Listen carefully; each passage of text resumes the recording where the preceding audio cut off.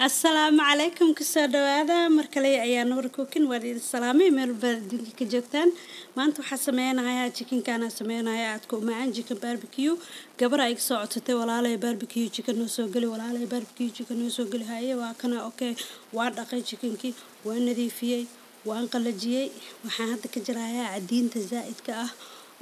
هذا عدك chicken ka ama digaaga aan haayo waxa waaye canjirka waaye iyo lugahana waa sameynaya qaado teaspoon ka ku cabiray waxa waaye hal qaado basal shiidan ah hal qaado maxaa la dhahaa toon shiidan ah hal qaado baabarika barbarooni shiidan ah iyo filfil iyo cusbo hadaarto cusbo iyo filfil kaliya isticmaali kartaa kuwaas kale waa iska deyn kartaa dib ma laha dabka ku dubaayo waxaan geeyay uu isu kululaanaayay inta waxaan sadhan diyaarinaayay stoofka masa ovenka aan dhahe masa foornada isu kululaatay 375 u geeyay waxaana ku dubaayaa muddo dhan 45 daqiiqo chickenka isticmaalayo waa chicken yar oo organic oo caate ma daboolayo qofkii chicken weyn isticmaalayo oo yaani buurbuuran ha iska daboolo sida dhudda iyo dhuuxa uga bislaado marmar lafta agteedu dhiig ku yeeshaa marka waa kaasa 3 qaado meeshaas waxa ku jira 3 bakeeri oo barbecue sauce ka ah waxa korka uga daray nuskoob oo ketchup ah iyo nuskoob wax yar dhiman oo sokorta brown ka ah iyo hal qaado liin dhanaan ah iyo hal qaado oo maxaa la dhahaa qal ah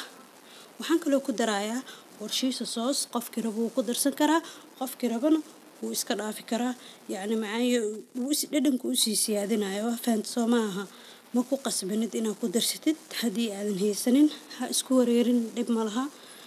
waa garad Soomaha wax yar baan ku darayaa aniga ma ka badinaayay waa u jeedin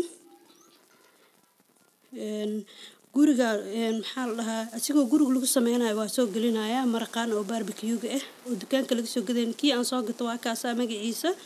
qalkii aan ku darano waa kaasa waa qala dhadhan lahayn qalkiligiis waaye ma karinayo aniga maraqaan hadda u jeedin Soomaha bas hadhow ovenka karinayo markii aan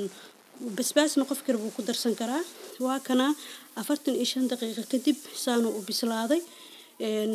cadiin iyo saliid iyo waxba ka soo baxay waan ka daadinayaa waxaan ku gadgadinayaa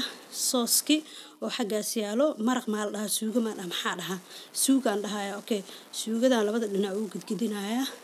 weelkan soo nadiifinayaa mase aluminum foil cusub aan soo qaadanayaa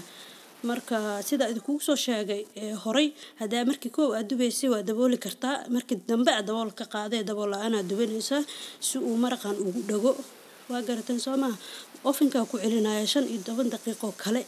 aan soo dubayaa si fiican inaan u sharaxay aan rajaynayaa wuu shiilmo waa maqlaysiin hadii aad ka heshay like garee hadaan cusubta subscribe garee dhamaantiin waxaan rajaynayaa inaad ka hesheen dhamaantiin khayr idin rajaynayaa assalaamu calaykum